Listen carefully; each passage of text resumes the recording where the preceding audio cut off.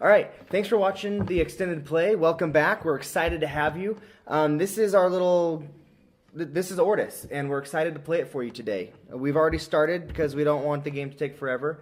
And so let's just jump in and get started. So for my turn, I'm going to play by the apprentice rules of the game. This means that blue and green are close range guys, and red and yellow are long range guys. It's as simple as that. So for my first move, I'm going to go 1, 2. I'm going to pay 2 energy. So I start with 14, but then I had 2 energy wells at the start of my turn, so I have 18, 22. So I go 1, 2, so I'm down to 20, and then I'm going to charge him, and a close range attack has a power of 5. Now, unfortunately, I've only got 2 energy over here, so you can't, so I can't defend against 5. You can't use partial energy to defend, so simply he dies and goes to the Fallen. Alright, and that was my first kill of the game, so I get to take my guide token and put it in the Haven. Now, I want to follow up with another attack, and I'm going to move my red guy over here, 1 space, that's 1 energy, and then he's a long range guy, so I'm going to pay 3, so 1, 2, and then 3 for the space that the guy is on to attack that guy. 1, 2, 3. Again, I can't defend, so that guy dies as well. Long range attacks have a power of 4.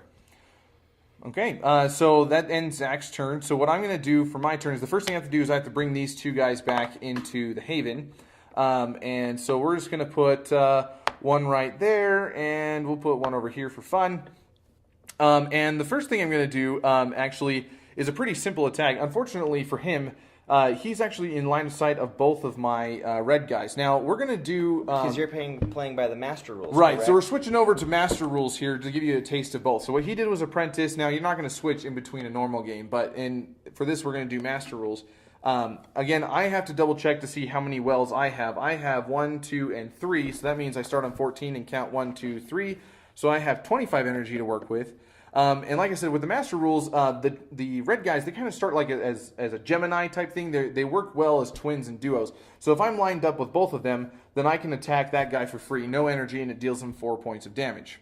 So I'm going to block that 1, 2, 3, 4 because I have enough energy to spare. Why not? Great. And so what else that I can do is that the green guys, they're extra powerful. So when they charge, normally on an apprentice version of a game, it would only be 1 space of movement. But because he's green and he has an extra powerful attack, he has to move 2. He takes 2 energy each space. So I go 1, 2, 3, 4. So I lose 4 energy there to attack, but with a power of 6.